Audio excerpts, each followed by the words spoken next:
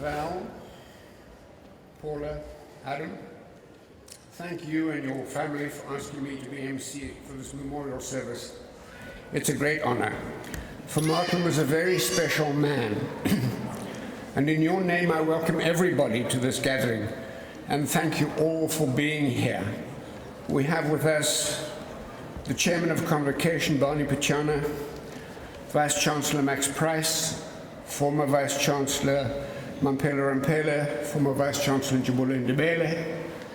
Stuart Saunders is ill, but his wife is with us, Anita, and others whom I may have mentioned, may have missed rather, and I think Martin would like me to say all protocol duly observed. I know that your presence gives much comfort to Val, Paula, Adam, and all the family at this time of great sadness. And there are also colleagues who miss him very specially. From the tea room in the Department of Anthropology and African Studies, from the Bremner Building, Jenny Boyce, who was his PA for 17 turbulent years and looked after him so well. And all of you here will be comforting them, and we comfort each other. This is a sad occasion for all of us as we come together as a community to bid farewell to somebody whom we wished could have lived many more years in a rich retirement, watching his grandchildren grow up. The great sadness in his life, writes Pamela Reynolds, friend and colleague for over 40 years, was that illness settled on him at the end of his admirable career, constraining the freedom and joy that he and Val had looked forward to in retirement. He endured illness with stoicism, courage, and pursuit of new interests. He valued his wife's passion for life and her wide-ranging curiosity, and of course her extraordinary care. For which extraordinary care, Val, we salute you and we thank you.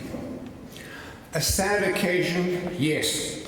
We all feel that. Saying goodbye to somebody so alive, so warm, so funny, so loyal, so good to be with, makes one very sad. But not gloomy. Martin would not want that. And so this service is suffused with music, jazz, Chopin, Puccini. We thank all our musicians, players and singers who are here this morning to make sure that this is not a gloomy occasion, for we have come to give thanks for and to celebrate the life and work of a good, giving and generous man. The speakers, you will notice, have been kept to an absolute minimum, well below the national average for this kind of service.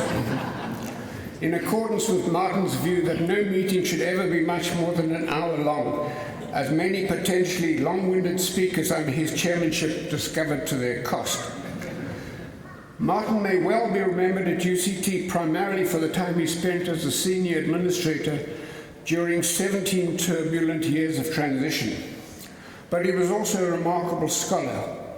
There are not many people who've had both their master's and their PhD theses published as books, one on Port Nolloth, one on the independent churches. The independent churches are interesting because Bas Nordi, who just started the Christian Institute, came down to UCT to talk to the Department of Anthropology, Monica Wilson, to say, look, these independent churches all want to join the CI and I don't know anything about them. He's a good DRC Dominee Bas in those days.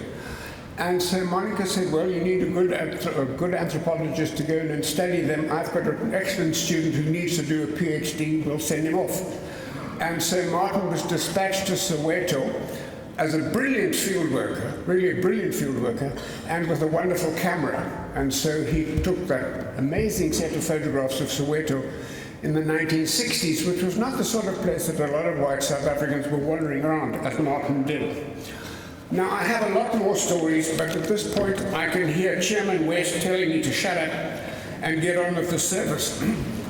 Thank you so much, Francis. Martin West held a very special place in our community. His 42-year-long track record at UCT, with 38 of those years as a staff member, tells its own eloquent, vivid and powerful story, a story which many of you will be familiar with since you've spent your lives at the institution with him.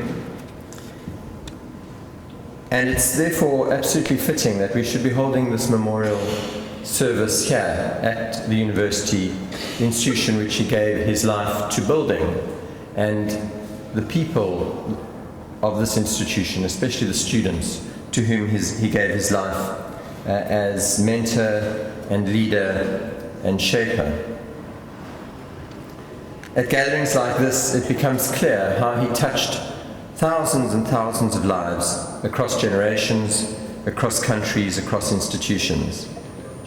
I know you could each share your own stories, and that these expressions would have meant so much to him, but as Professor Wilson already said, he would have valued the brevity and the conciseness even more, and so we've honored that memory.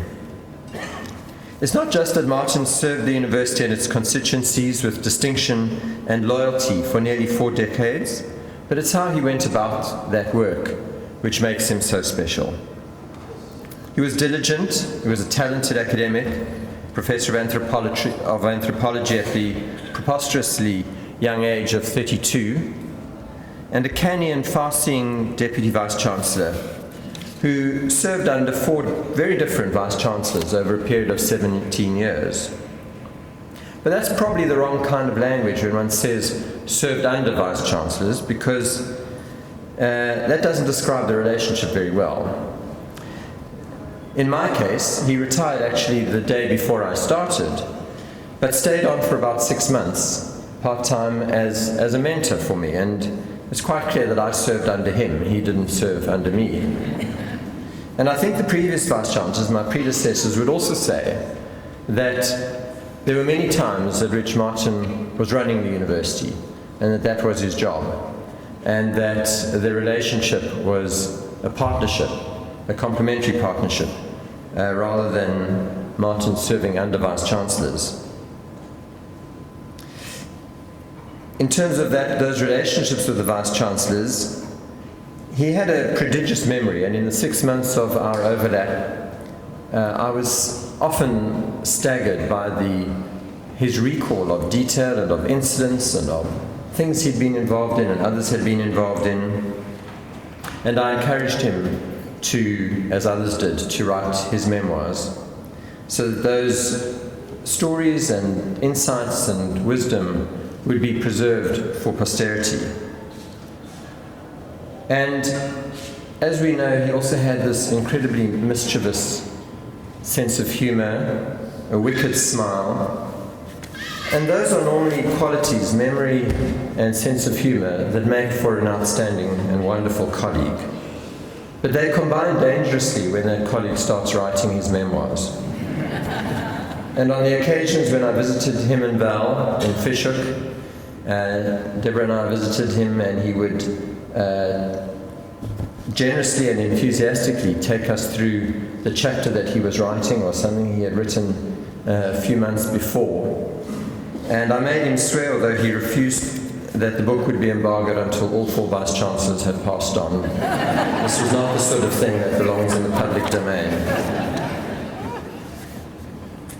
But of course it was more than that, more than partnering with vice-chancellors. Martin cared for the institution, cared for its past, for the university's past, for its present and for its future, and particularly for the role that the university could play in the world and in the continent of Africa. He of course became Deputy Vice-Chancellor just shortly before 1991. During this time of transition, he was the Deputy Vice-Chancellor responsible for these international relationships at the very time that the academic boycott ended.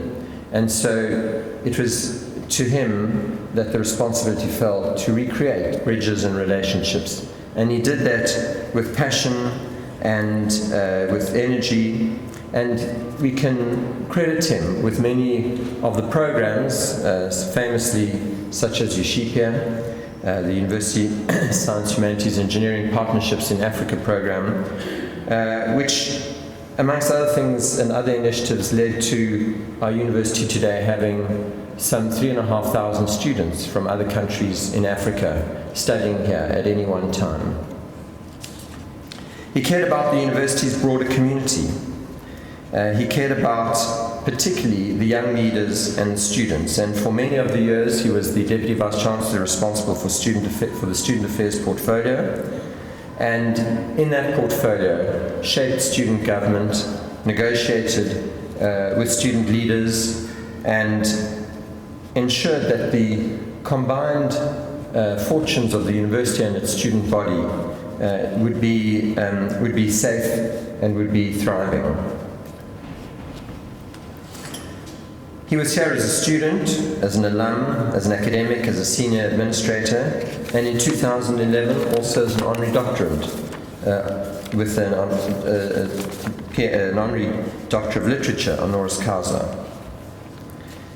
Having started at the age of 17 in social anthropology, he never left, his scholarly career morphing into the leadership role in administration, and it was that continuity, that experience of every level of the organization, from student to leader, that made him such an effective leader and Deputy Vice-Chancellor. For Martin, it was commitment not just to the institution, but to the ideals that represented. In the case of UCT, knowledge, academic connections, values, and people. And he would build the vital relationships that were required to achieve that. We were enriched by his personal qualities of generosity, the insight and perceptiveness that characterized his diplomacy and negotiation style. He was a skilled academic diplomat that one could always turn to in moments of uncertainty. And although he formally retired at the end of mid-2008, we were able, as a senior leadership group, to draw on those insights even 7 years after he had retired. To close, I'd like to quote Albert Schweitzer, whose reverence for life was matched by his sagacity about the meaning in life. He said, "I don't know what your destiny will be, but one thing I know, the only ones among you who will really be happy are those who will have sought and found how to serve." Martin certainly found that, and I believe he was certainly happy in what he achieved. To Val, Paula, and Adam, partners and families who are so much part of the UCT family, thank you for sharing Martin with us so generously and for so long. We are all the richer for that. We will miss him dearly. Thank you very much, Max. We now have a recital, Chopin's Nocturne, played by Eben Wachenstrom.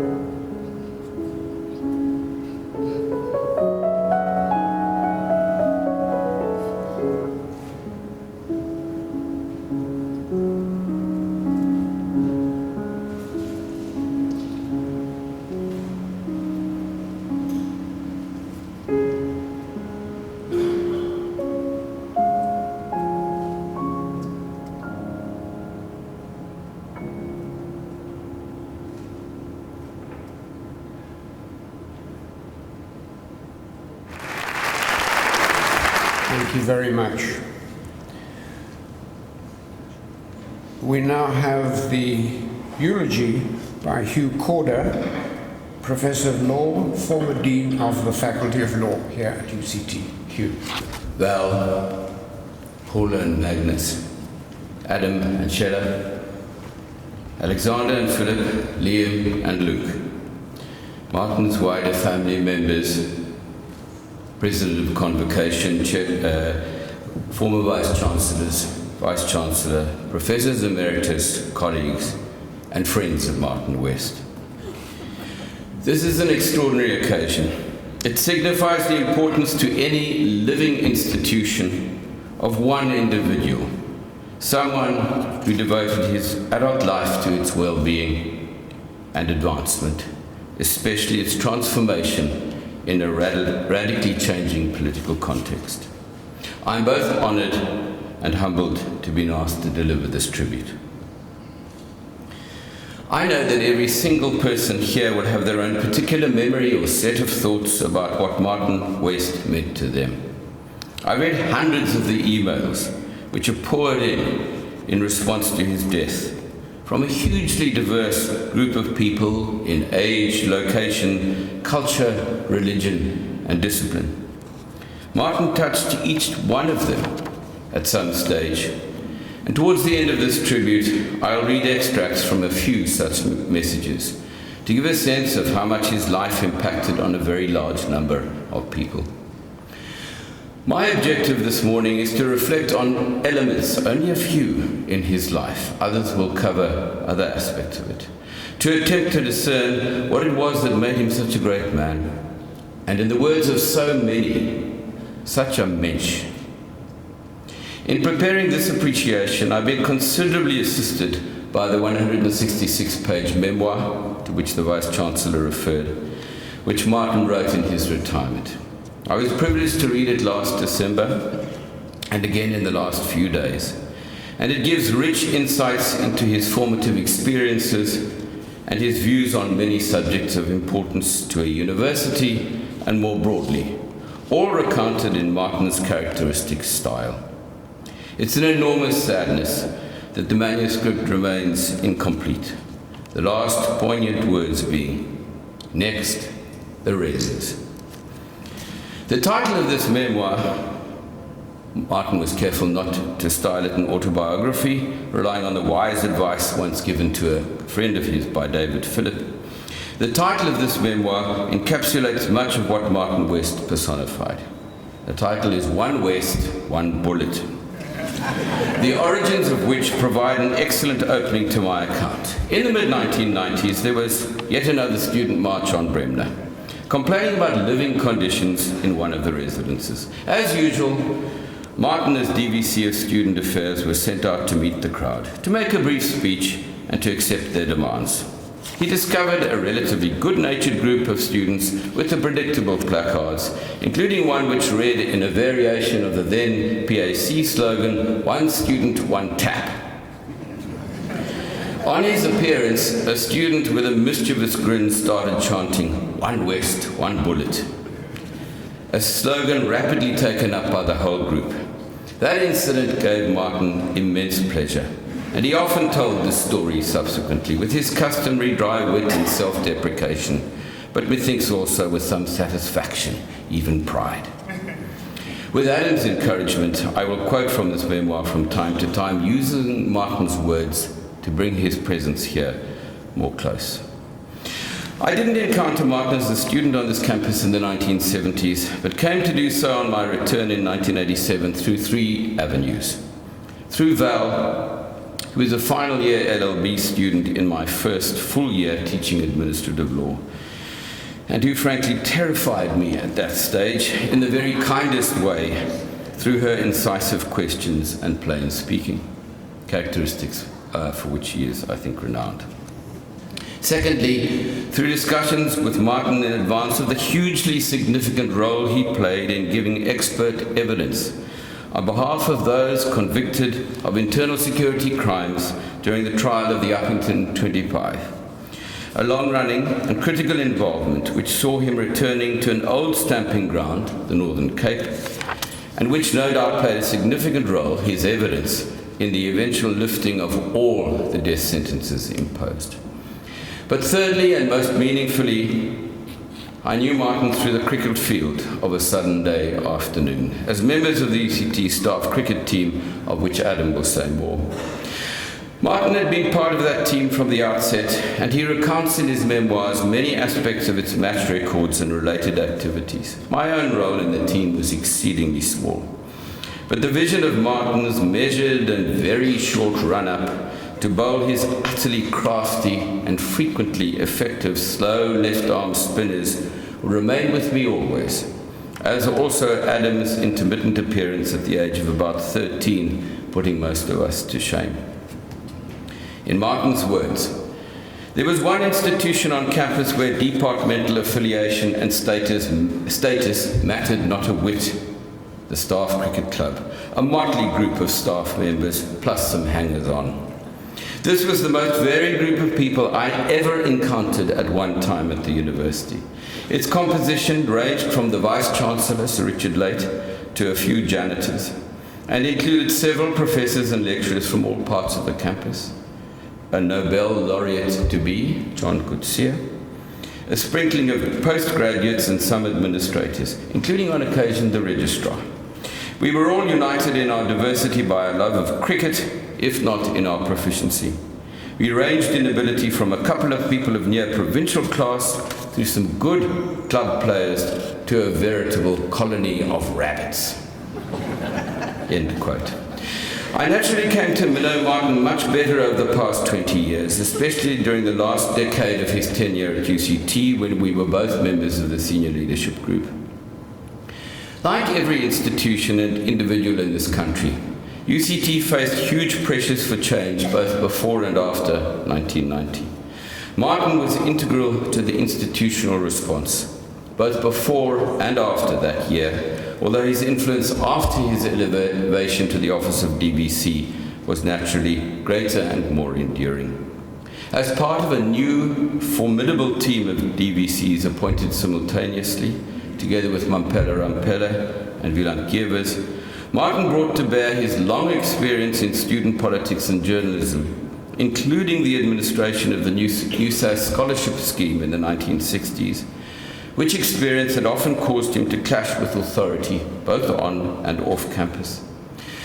Martin had also served as head of the Department of Social Anthropology, a leader of the Staff Association in the 1980s, and he chaired the Student Sports Council, SATISCO, in the difficult years of the 1980s in which non-racial sport was asserting itself in tertiary education.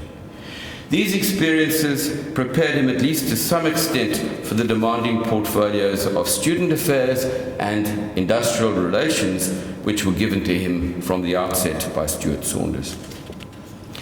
Much more important, though, I think, were Martin's childhood and school educational experiences, in which the liberal but modest family circumstances from which he came made him know what it felt like to be an outsider when he found himself amidst the unquestioning relative wealth of his fellow pupils at Bishop's at high school. Adam will say more about this.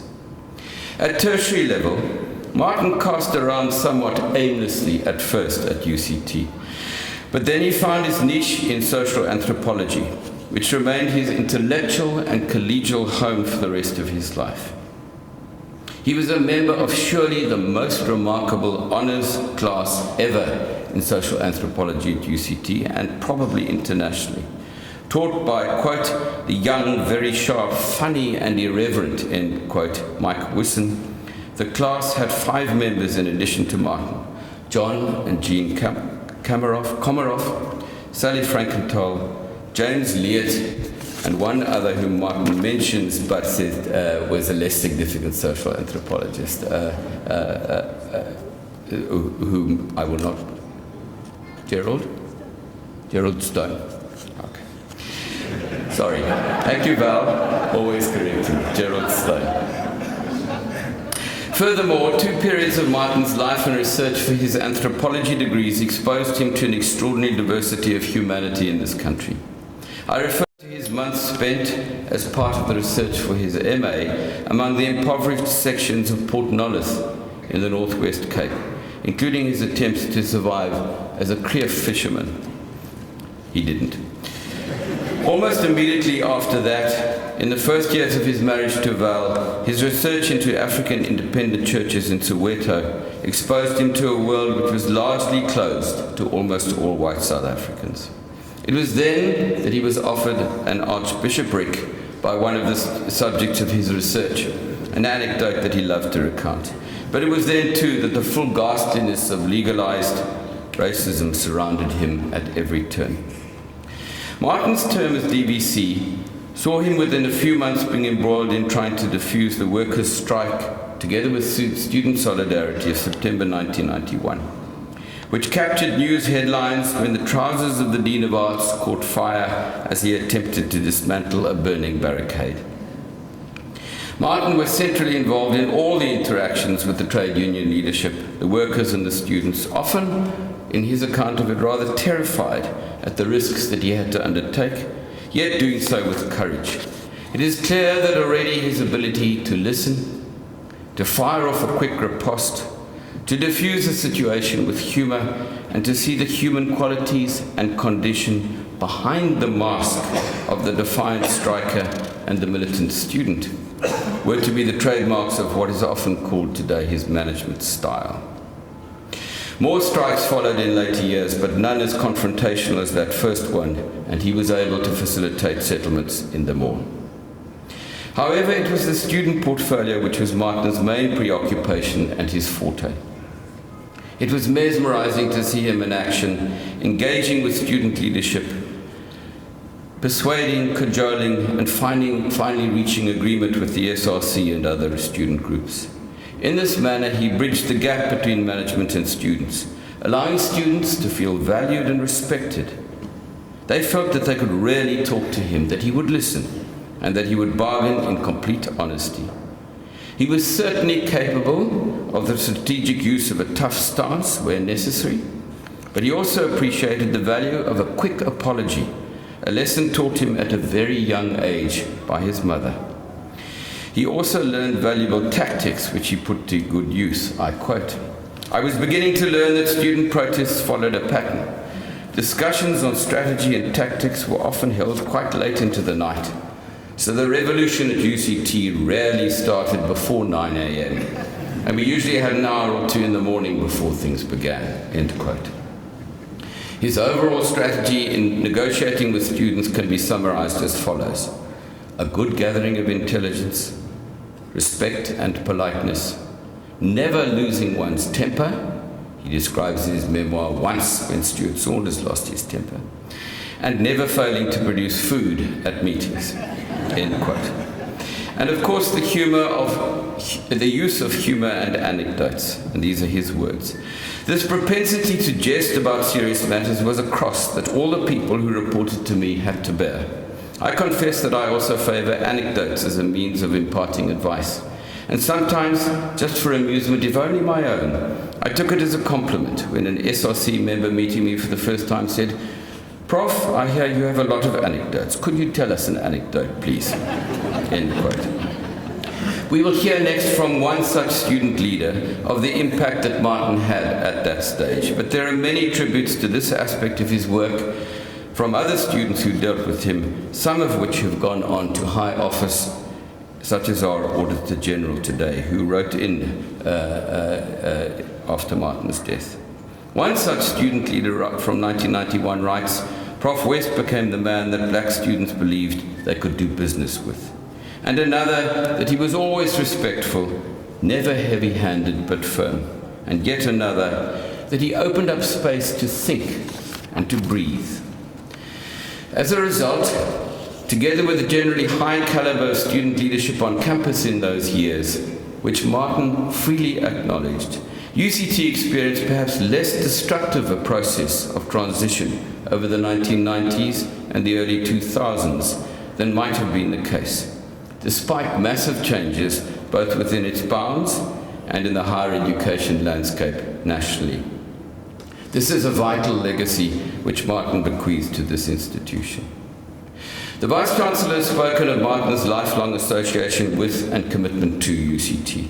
There's no doubt that he loved this place, with all its faults and its quirkiness, or maybe because of such characteristics.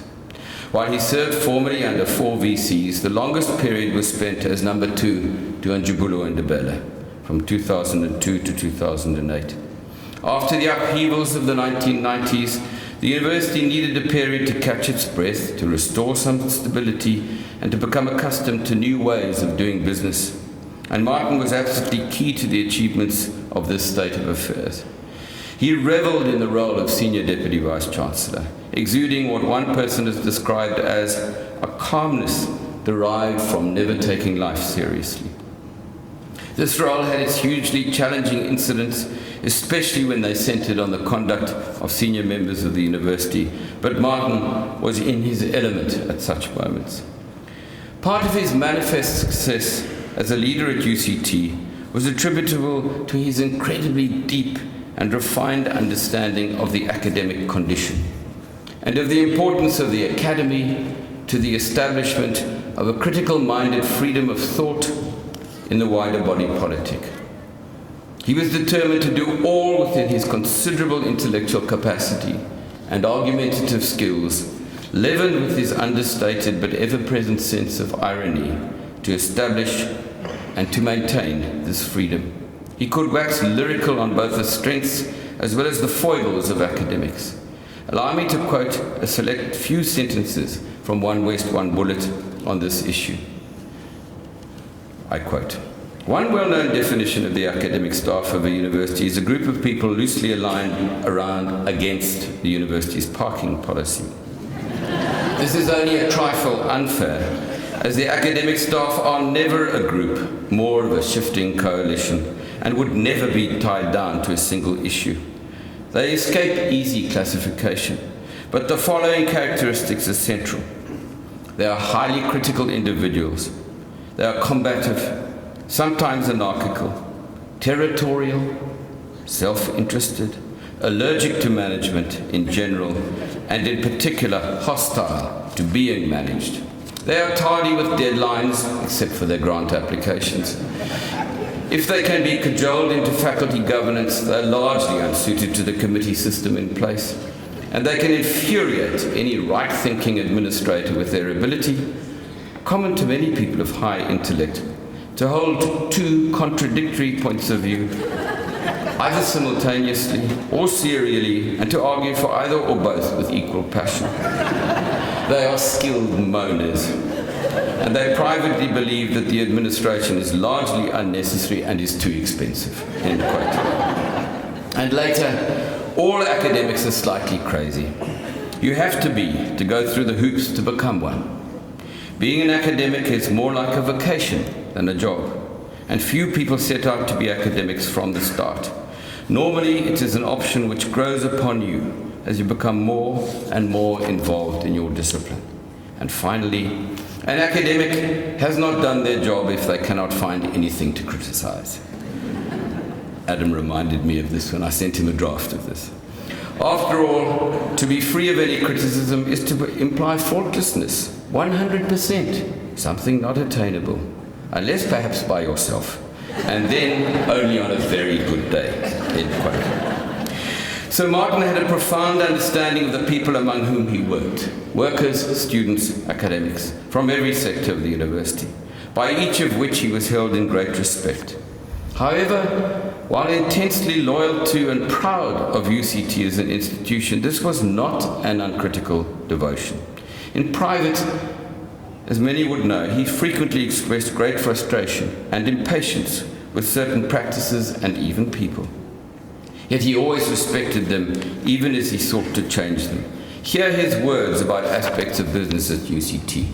I quote, "UCT normally leaks like a particularly coarse-grained sieve, and one of the favorite jokes among academics was that the only way to keep anything confidential at the university was to put it up on the notice board. The university, in my experience, never does anything simply if it can find a more complicated way." End quote. Particularly in modern times, some may question why one, would want to serve a single institution all one's working life. Martin recognized that view. He explained his choice as follows, I quote, "In general, it is a bad idea to stay in one institution for so long.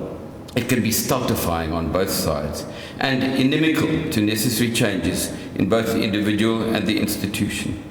The saving grace for me was that I did many different things and played many different roles at UCT over the years in different parts of the institution.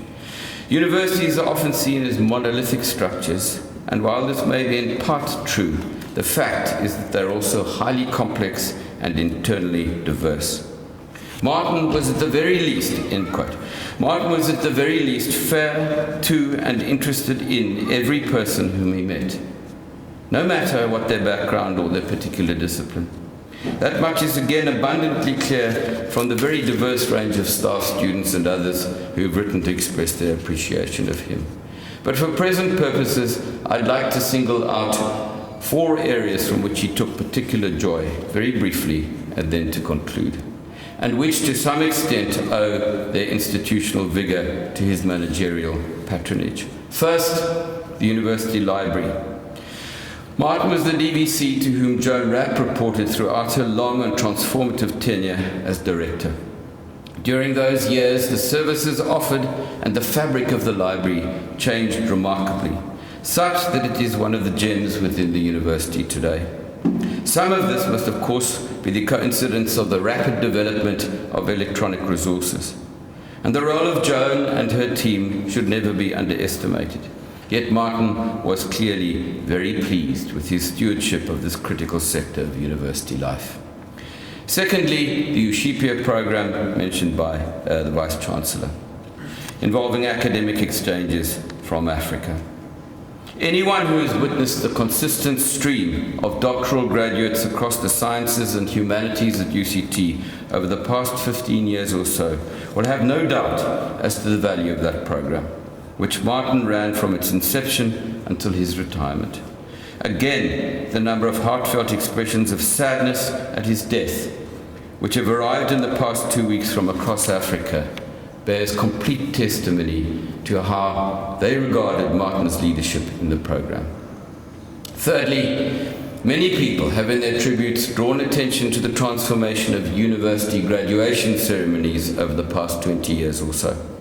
From a stuffy, formalistic and proper occasion to the colourful and exuberant yet dignified celebrations which we're privileged to attend today. Again, while this may not have been Martin's idea or doing entirely, he entered into the spirit of such occasions with complete enthusiasm, and many people associate him with these changes which have certainly assisted in the transformation of the university. And fourthly, Martin's appreciation of the fine arts and his absolute love and enjoyment of the performing arts are defining aspects of his leadership at UCT. Together with Val, he was frequently and over many years to be seen at the Baxter, the Little Theatre, or wherever music, drama and dance were being performed by members of the university. He was, of course, an accomplished pianist. Elgar was his middle name, but his devotion to the performing arts in this manner was more than significant. I've gone on enough. I mourn the untimely curtailment of Martin's life. He and Val and their family deserved a longer and more serene retirement after his extensive labours. The onset of Parkinson's was particularly distressing for him and those close to him. I salute Val in particular for her resolute and loving care. We will miss Martin enormously, the loss tempered by what remains of him in the fabric and in the daily practices of this university. His legacy is to be seen in the impact which he has had on so many over such a long period. In times of institutional stress and fracture, we should recognize and applaud loudly all those who, like Martin West, have given unstintingly to the common good, not seeking a reward other than the knowledge that they had done their best to improve the human condition wherever they encountered it. no matter what its origin or its appearance. Let me end with a few words selected at random from the hundreds of tributes which have reached the family, often through the good offices of Jenny Boys, who worked so closely with Martin as DVC. And I quote, "Martin served UCT with absolute dedication, consistency, integrity, honesty, and humility. A kind, thoughtful, and clever man who had no hubris and wore the robes of his office with dignity, alongside a light touch. Principled and generous, a gentleman and a mensch, a great servant of humankind. His contribution was discreet, sensitive, and unseen. A man of deep insight, scrupulous thoroughness, great vision, mischievous with anecdote, and enduring fair-mindedness of purpose." End quotes. We salute Martin West, an institutional treasure and an outstanding human being. Thank you very much.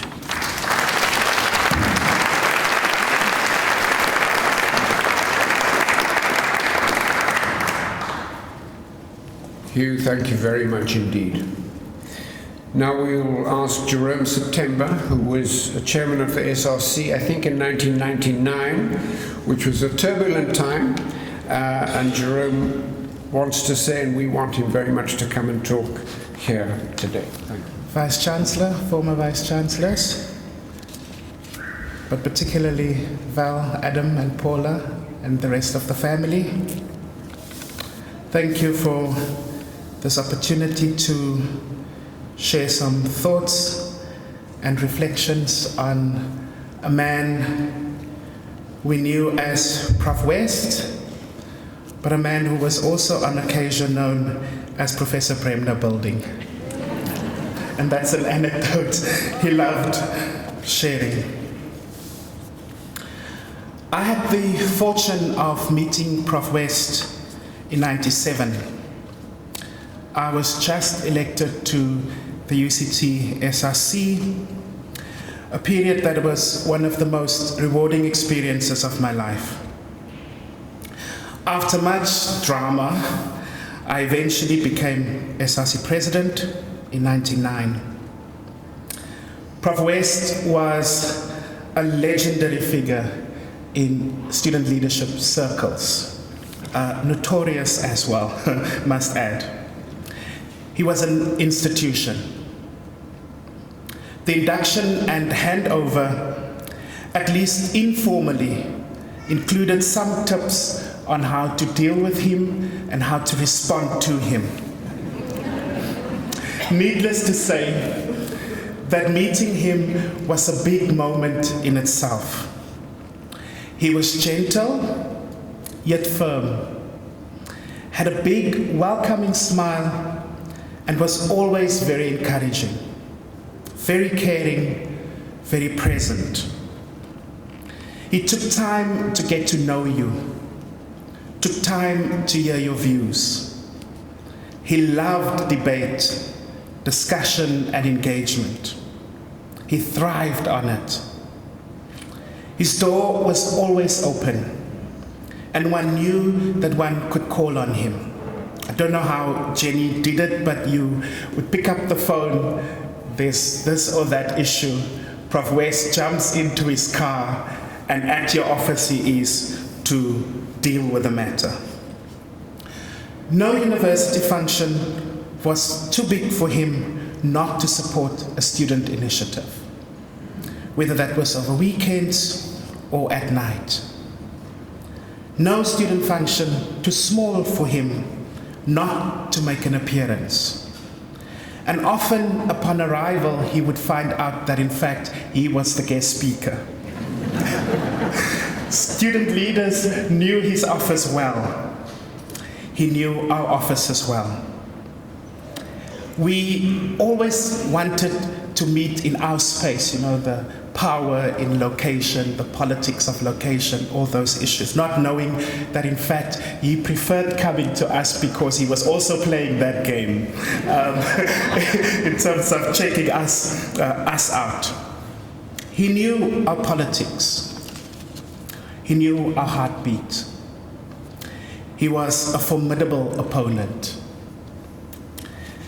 He was a man for a moment in time, a moment in our country's journey, and particularly UCT's journey, where engagement, discussion, and debate was critical. A moment when steering the path meant a presence that was gentle yet firm. A presence that opened discussion and debate instead of closing it. A presence that sought to understand and not to dictate. A presence that often offered a smile and one of his many anecdotes, and not the formalities that university governance processes are often bogged down in. He was the right man to lead UCT's transition from the confrontational apartheid style of engagement with student leadership to one of cooperation, of holding hands, on opposite ends, but towards a common destiny. A shared future as co-creators and co-authors of the UCT that must be the best that it can be, not only for its own sake, but especially for the sake of our nation, of our continent, and of the world. He understood his role. He embraced his role. He lived his role. He was the man for that moment in time. At a personal level, he's made an incredible mark on my journey.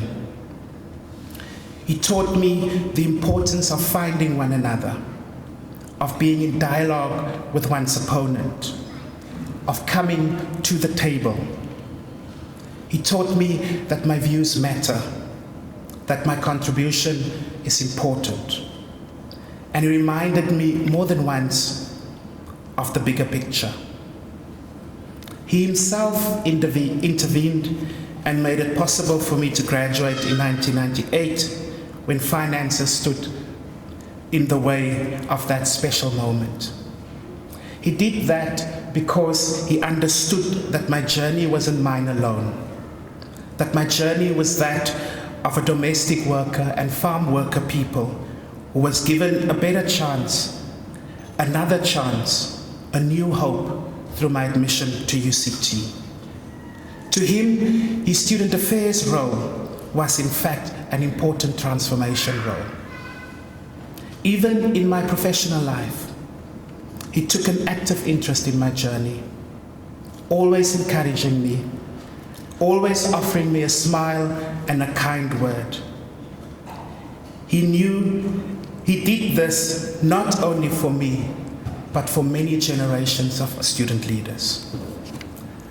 I am better for having shared that moment in time with your husband, Val, and with your father, Adam and Paula. Thank you for having shared him with me and with generations of student leaders.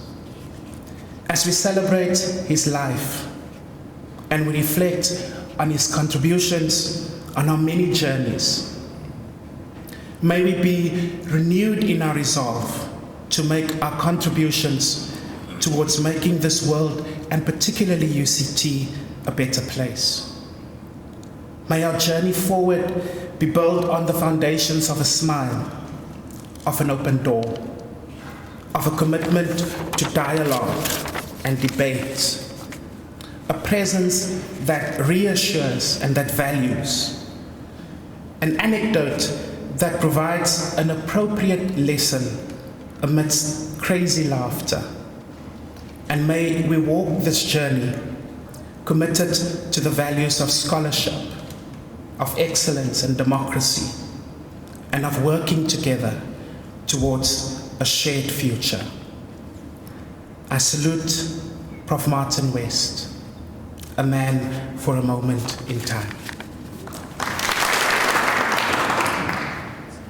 Jerome, thank you very much.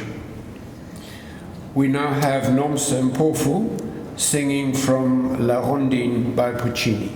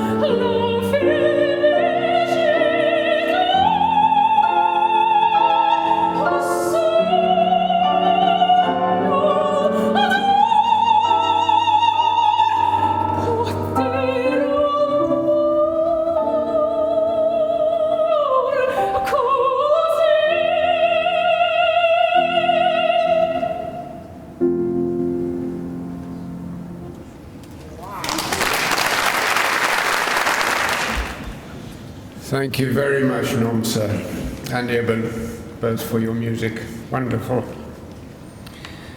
We now ask Adam West if he will come and speak for himself and for the family. Adam. Good morning. On behalf of Martin's family, I'd like to thank you for this wonderful turnout for this memorial event, particularly to those who offered such kind tributes for him this morning. The College of Music for the amazing pieces that made it quite hard to get up here, thank you. And Jessica and Bernard for the snacks that sustained him at so many formal UCT engagements and will do the same for us this afternoon. In particular, I'd like to thank Gerda and her team for facilitating this and making a difficult time so much easier. And then I just have to single out Jenny Boys for her unfailing support of our family during this time. Thank you.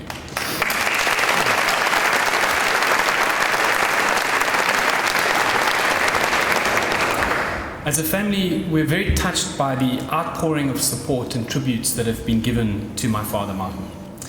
As has been said already, my father was a devoted servant of UCT and touched many people's lives in his professional capacity.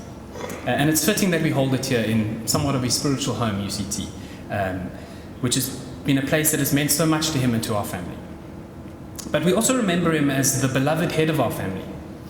He was a profoundly gentle and considerate man, with a wicked sense of humor and an enormous capacity, enormous appetite for life. Despite the demands of his career, he was a constant presence for us, never losing his sense of humor and perspective, accepting, understanding, supporting, and loving of us all. Martin was born in Fishhook in 1946 to Bill and Evelyn West. Bill, the son of a hard-bitten sergeant major, and Delville Wood survivor, Cecil West. Bill lost his mother when he was very young and was raised by a fearsome group of aunts. After returning from active service in the 8th Army in North Africa during the Second World War, he became the first of our family to obtain higher education, putting himself through nighttime BCom classes at UCT. He distinguished himself with a class medal in pure mathematics too, and graduated in 1946. And so began a long history with the West family and this University of Cape Town that continues today, some 70 years later. Today, my family holds 19 degrees from this institution. Martin's mother, Evelyn, was the daughter of 2 primary school teachers. She was unable to complete her high schooling due to a near-fatal bout of meningitis. She had shown promise as a writer, but had to settle for a shorthand typing course and became a typist. She too spent some years at UCT, being a departmental secretary for the English department, and finally executive secretary to one of the then DVC's, Professor Jack DeVette. Up to the age of 12, my father led an uncomplicated existence in Fishhook, to where he and my mother retired 50 years later. However, at the age of 12, he was uprooted by maternal edict and sent to Bishops in order to improve his education.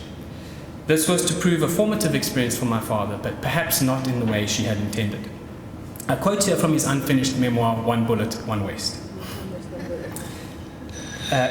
One West, One Bullet. Bishops was a world regimented by bells, indiscriminate beatings for even minor infractions of the rules, a world of cold showers and lean rations. I did not like it one bit, and I wept every Sunday when I had to go back. The main lesson I learned at Bishops was of privilege, and though I didn't know it then, of social class. The first question I had was from a roommate who asked me how many acres my parents owned. I mumbled that I didn't know, but in reality, they had no acres and lived in rented accommodation and didn't even own a car. I think most of the boys accepted wealth as a natural state and didn't think about it. However, I cared about it. And although everyone was perfectly pleasant to me throughout my school career, I made no real friends and always felt the outsider. This experience gave me some insight into the feelings and experiences of poor black students who came into a more alien environment at the residences of the University of Cape Town. End quote. Martin continued to finish his schooling at Bishops, and these were lonely years, cut off from his family through the lengthy commute on public transport to and from Bishops. He graduated in 1963. Of himself at that time, he said, "I was 17 and a half years old with no plans or ambitions. If pushed, I would say I might like to be a journalist with teaching as a backdrop. I enrolled with no great enthusiasm as a BA student at the University of Cape Town in 1964. I was to leave it 43 years later, again with no plans or ambitions. but with a sense of satisfaction, a feeling of gratitude towards an institution to which I have devoted most of my life and which has given me so much in return, end quote. I would like to just highlight two momentous years from his early years at UCT. In 1969, he acquired his MA with distinction, published as A Divided Community. He also acquired a PhD project, a generous source of funding, and a wife, all of whom were unknown to him at the beginning of that year. My father met my mother, then Valerie Fucht, in February 1969. She had completed a BA and higher diploma in librarianship at UCT and was working as a librarian in the city. Suffering again under maternal edict, this time from Val's mother, they were married in October that year. This was a wonderful marriage that lasted almost 46 years, produced 2 children and 4 delightful grandchildren, and truly embodied the pledge of in sickness and in health. My mother remains deeply grateful for their shared UCT life, for the experiences and people that she met through their joint association with this institution. And I know that my father would want me to acknowledge her for the support, companionship, and diversity of opinion that she gave him. Upon becoming married, my father and mother moved to Hillbrow, where Martin started 2 years of work in Soweto, which culminated in his PhD published as Bishops and Prophets. During those 2 years, he formed warm and trusting relationships with many leaders of the independent churches. Towards the end of this time, as he alluded to, he was asked to become an honorary bishop at one of the churches, something that he gently declined, despite the fact that my mother quite liked the thought of being a bishopy cousin. Another momentous year was in 1972, when my father had the full catastrophe, as he described his descent into respectability. He had a PhD, a full-time permanent job as a lecturer in the Department of Social Anthropology, was mortgaged to the hilt on a house, and he learned that my mother was expecting their first child, my sister Paula. He survived this and thus began his career at UCT, a career which absorbed, interested, and challenged him, and which he pursued with an enduring love for UCT and the certainty of the privilege of working here. But what of Martin the private man? Martin was rooted in his family and immensely proud of and supportive of my sister Paula and myself. For us, UCT was part of the family.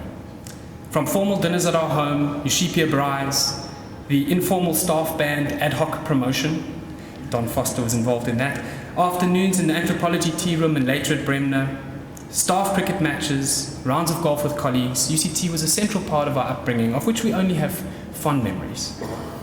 Aside from his family, my father had 2 enduring passions, sport and music.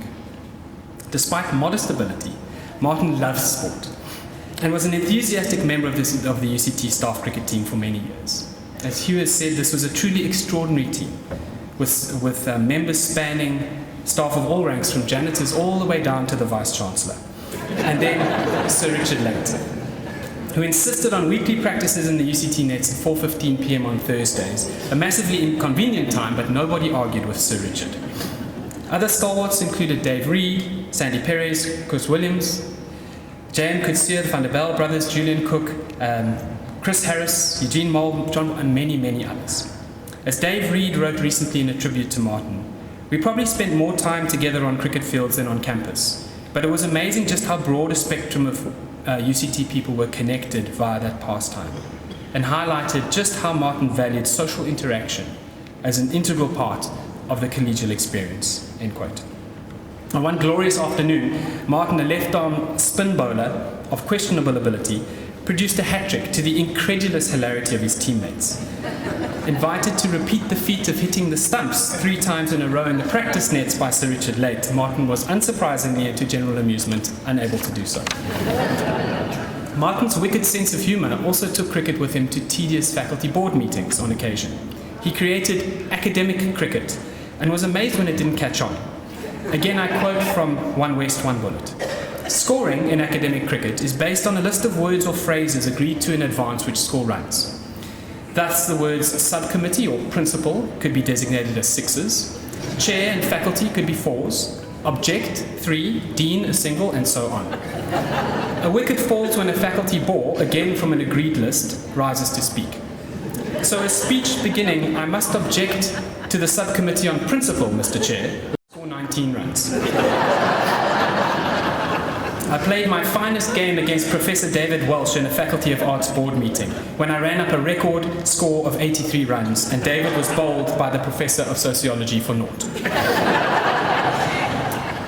Then Andrew Pryor introduced Martin to the dubious pleasures of golf, and Martin and Andy Duncan, Sandy Perez and others started a peripatetic golf game at different clubs every weekend, until the cost of petrol exceeded the fees and they settled down to join a club in Cape Town.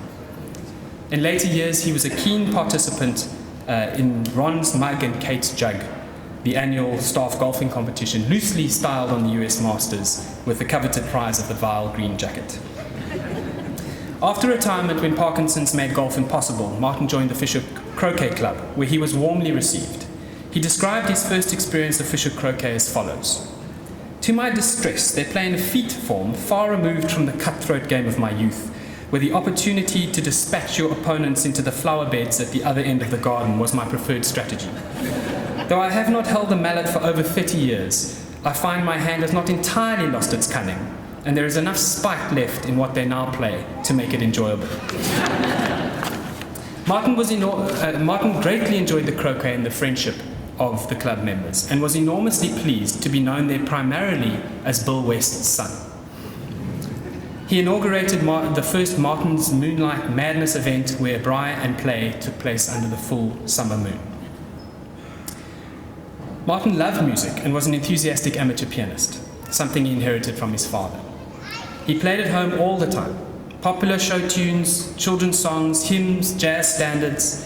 As young children, he played us to sleep after story time and filled the house with music. He loved the College of Music, and after moving to Lincoping House, attended student concerts regularly. He was immensely proud of the enormous success of the many talented musicians from the College of Music, some of whom we have heard today. My father was diagnosed with Parkinson's disease in 2006, which precipitated his early retirement. He endured the progression of this terrible affliction stoically and with humor. It is by far the most impressive thing I ever saw him do. We are all profoundly grateful to the wonderful home nurses who cared for him in the last year and enabled him to die in peace and with dignity in the comfort of his own home, surrounded by family. Despite its debilitating effects, which robbed him of seeing his grandchildren grow up and of them better knowing this wonderful man, he never complained. In fact, it was characteristic of him to always ask how we were doing. This was true up until the last days of his life. We miss him greatly, remember his sense of humor, courage, and love with enormous pride. Now, as has been said, my father was fond of an often humorous anecdote to make his point. Allow me to end with one in his memory. My father shared his birthday with Nelson Mandela. I also like to think they shared a remarkable human touch and a little spark of humor so desperately needed on occasion. I was lucky enough to shake Nelson Mandela's hand twice, both on the same afternoon. It was 1996. I was an undergraduate student at UCT, and I was leaving campus late one afternoon, and as I crossed between Smuts and Fuller Hall, I saw a few large black BMWs and a small line of excited students milling about, one of whom was a friend of mine. "Nelson Mandela's inside," she said excitedly, and I quickly joined the line and waited. Shortly, out came Nelson Mandela, followed by an entourage, including, to my surprise, my father. Madiba had paid a surprise visit to UCT to examine the quality of the accommodation for Graça Machel's daughter Jacina, who was going to be joining the residence the next year. Madiba came out, looked around, and saw this tiny group of excited students standing there, and to the dismay of his security, characteristically, strode straight over to greet us. He went down the line, shaking each one of our hands warmly. He shook my hand and then moved on to the next person. My father, right behind him, suddenly recognized me and said, "Oh, Mr. President, this is my son." Madiba immediately turned around, took my hand, looked me in the eye, and with a little twinkle said, "Young man, you made a very good choice for a father." Mr. President, I couldn't agree with you more. Thank you.